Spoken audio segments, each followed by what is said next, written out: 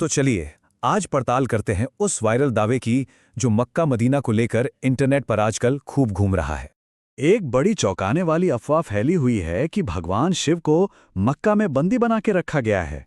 पर सवाल ये है कि इस दावे में आखिर सच्चाई है कितनी? मतलब ये अफवाह तो यहाँ तक जाती है कि मक्का में जो पत्थर फेंकने की रस्म होती है ना, वो असल में एक शिवलिंग पर होती है।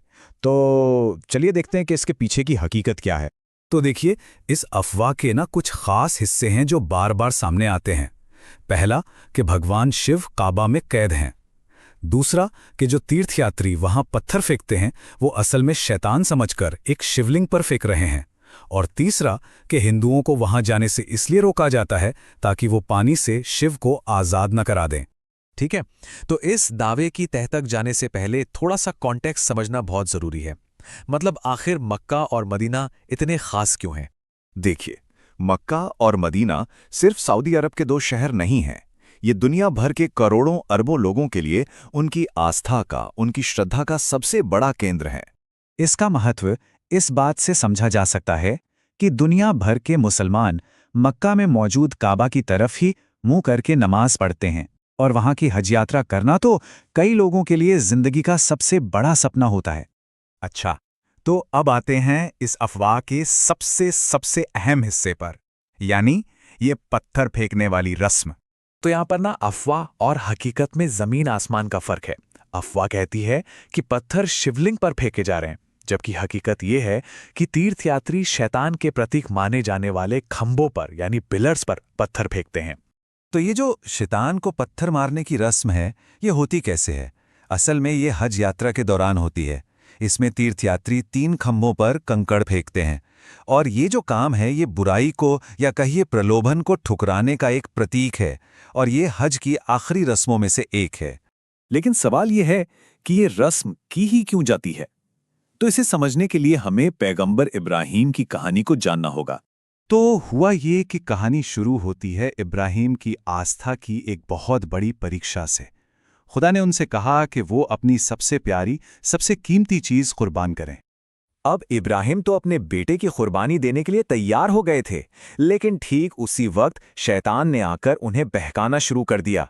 उसकी कोशिश थी कि इब्राहिम किसी तरह खुदा के हुक्म को मानने से इनकार कर दें। तो पूरा घटनाक्रम कुछ ऐसा था। पहले खुदा ने इब्राहिम को कुर्बानी का हुक्म दिया, इब्राहिम ने अपने बेटे को चुना। फिर शैतान ने उन्हें रोकने की कोशिश की, पर इब्राहिम ने शैतान की एक न सुनी और वो कुर्बानी के लिए आगे बढ़ गए।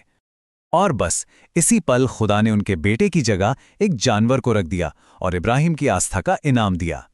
तो मतलब जो सबसे जरूरी बात यहां समझने की है वो ये है कि ये जो पत्थर फेंके जाते हैं ये किसी देवता पर हमला नहीं है, बिल्कुल नहीं, बल्कि ये उस घटना को दोहराने जैसा है जब इब्राहीम ने बुराई को, शैतान के प्रलोभन को ठुकरा दिया था।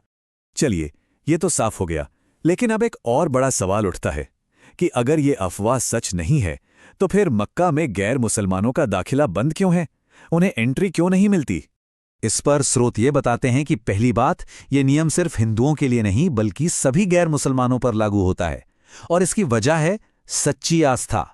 मतलब वहां जाने के लिए अल्लाह में पूरा यकीन होना जरूरी माना जाता है। इसे मानने वालों के लिए एक पवित्र जगह की तरह देखा जाता है जहां पवित्र मन से ही आया जा सकता है। इसे समझाने के लिए एक मिसाल भी दी जाती है। सोचिए, क्या कोई किसी ऐसे इंसान को अपने घर बुलाएगा जो घर के मालिक की इज्जत ही ना करता हो? बस इसी नजरिए से इसे एक पवित्र जगह माना गया है जो सिर्फ और सिर्फ आस्था रखने वालों के लिए है। तो कुल मिलाके बात यह है कि ये जो पूरा वायरल दावा है ये दरअसल एक धार्मिक रस्म को पूरी तरह से गलत समझने का नतीजा है। और ये पूरी पड़ताल हमें एक बहुत जरूरी सवाल के साथ छोड़ जाती है कि इंटरनेट पर मिलने वाली हर जानकारी पर आखिर कैसे यकीन किया जाए, और इससे भी जरूरी, अफवाह और हकीकत के बीच फर्क को पहचाना कैसे जाए।